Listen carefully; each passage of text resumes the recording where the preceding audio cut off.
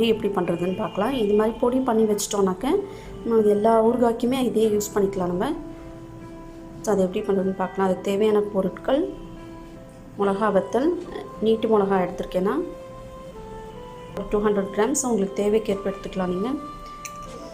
கட்டி பெருங்காயம் கொஞ்சம், வெந்தயம் ஒரு 1.5 டீஸ்பூன், கடுகு கொஞ்சம்,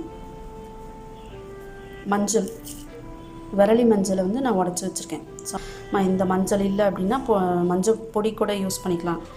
ஸோ இதை வந்து நம்ம வந்து பொடி பண்ண போகிறோம். வறுத்துட்டு ஒன்று தனித்தனியாக வறுத்துட்டு பொடி பண்ணி வச்சுக்க போகிறோம்.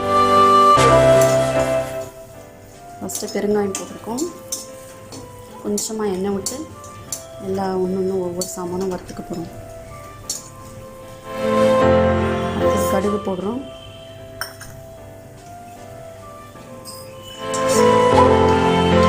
கடுகு வெடிச்சுருக்கு. வெந்தயம் போடுறோம்.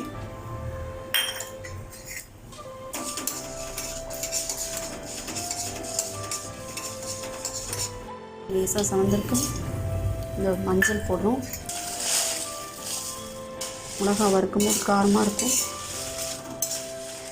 பார்த்து பண்ணுங்க. கிறிஸ்பி ஆகிற வரைக்கும் நல்லா வறுத்து வச்சு இதெல்லாம் வறுத்து வச்சிட்டோம். பொடி பண்ண போகிறோம். ஆறுனோனி பொடி பண்ண போகிறோம்.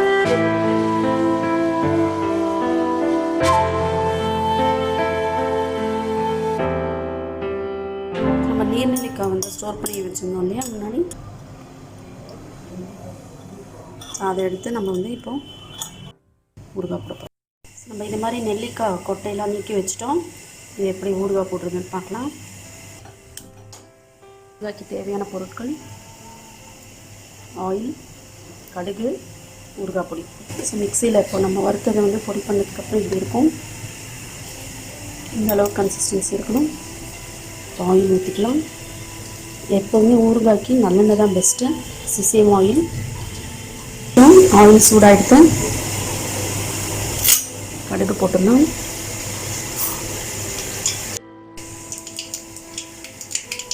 கடுகு வெடிச்சிருக்கேன்.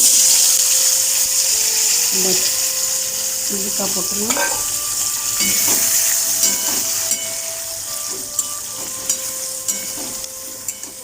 ஆல்ரெடி இது வந்து ஹாஃப் வெந்தது தான். ஸோ அதனால் நல்லா வதங்கின உடனே நம்ம உப்பும் அந்த மிளகாத்தூள் பண்ணி வச்சுக்கோலே அது போட போகிறோம். மாய்ஸ்சர்லாம் போகிற வரைக்கும் நல்லா வதங்கணும். இதான் ஊறுகாய் கெடாமல் இருக்கும், நிறைய நாள் வரும். எடுத்துப்போம். நம்ம வந்து ஊறுகாய் பொடியும் சால்ட்டும் போட போகிறோம்.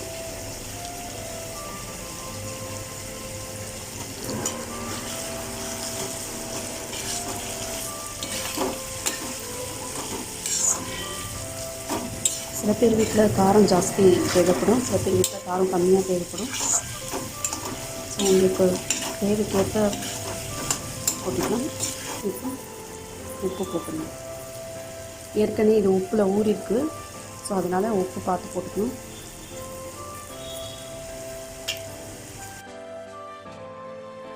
நம்ம ஊறுகாய் ரெடி ஆகிட்டு ஸ்விட்ச் ஆஃப் பண்ணிடணும். ஸோ இது நல்லா ஆறினோடனே ஒரு பாட்டில், கிளாஸ் ஜார் அது மாதிரிலாம் நீங்கள் ஸ்டோர் பண்ணிங்கன்னா, செராமிக் ஜாடி இல்லை கிளாஸ் ஜார் அதில் ஸ்டோர் பண்ணிங்கன்னா ஊறுகாய் நிறைய நாள் வரும். ட்ரை பண்ணி பார்த்துட்டு அவங்களோட கமெண்ட்ஸ் கொடுங்க. If you like, please comment and share. Thank you all for watching.